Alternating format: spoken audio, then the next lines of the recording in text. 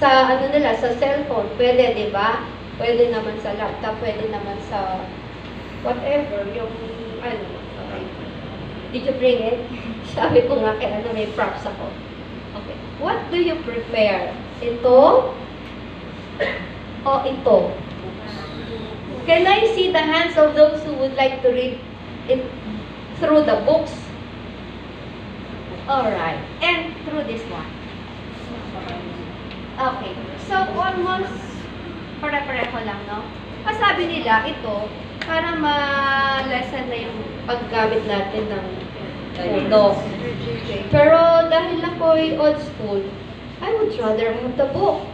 Kasi pagka napagod na ako, itatabi ko lang, hindi ko na kailangan, paano kung hindi naka-charge yung ano ko, di ba? Anyway, masyado ng high-tech ngayon. So, yun.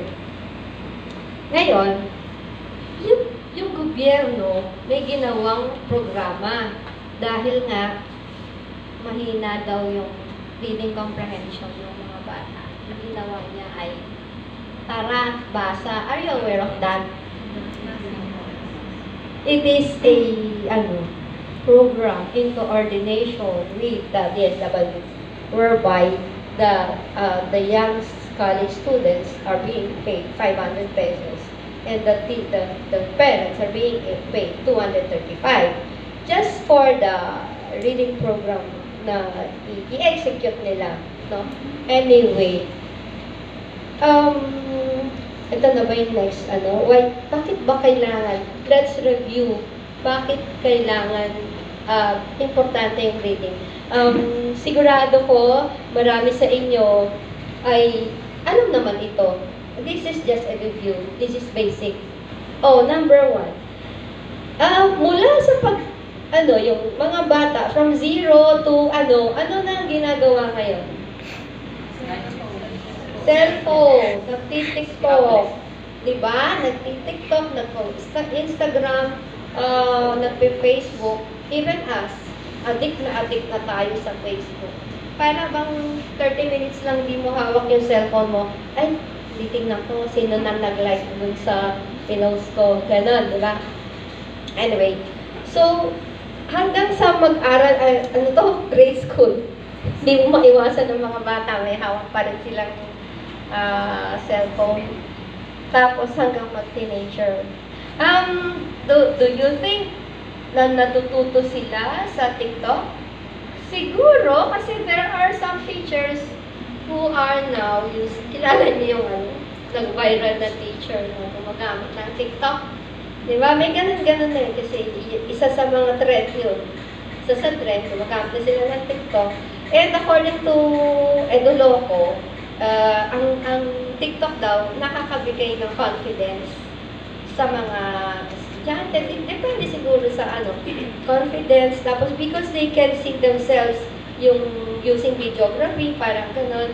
And then, bagong trend, parang hindi boring. Kasi itong lecture na to, boring to di ba? Yung iba ayaw na ng ganito.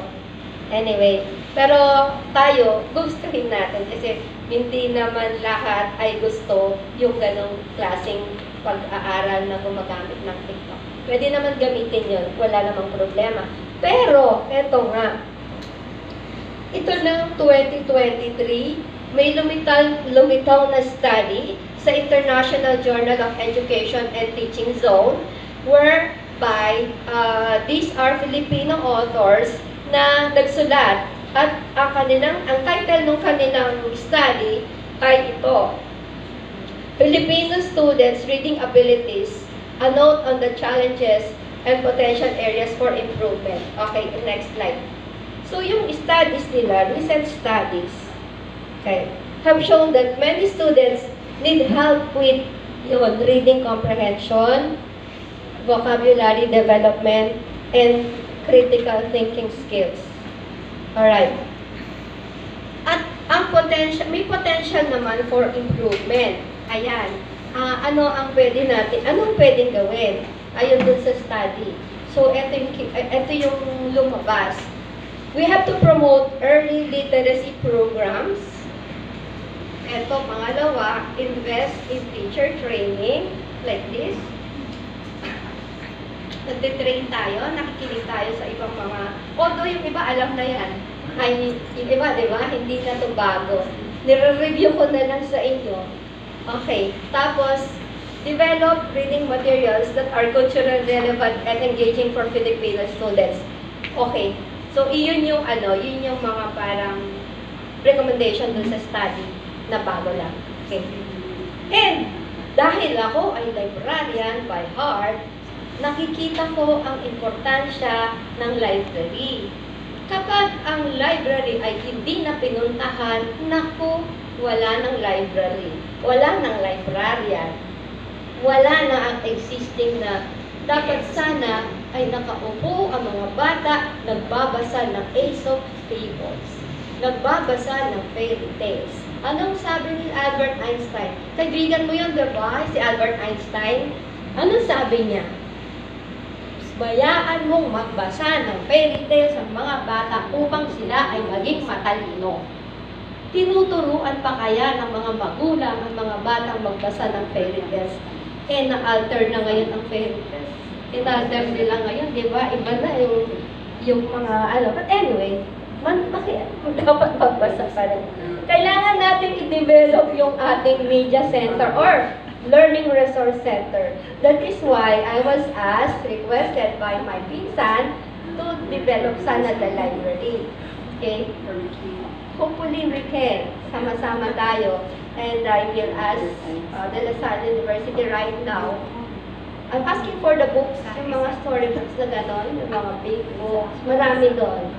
I could ask for help. They will donate to us some materials. Okay.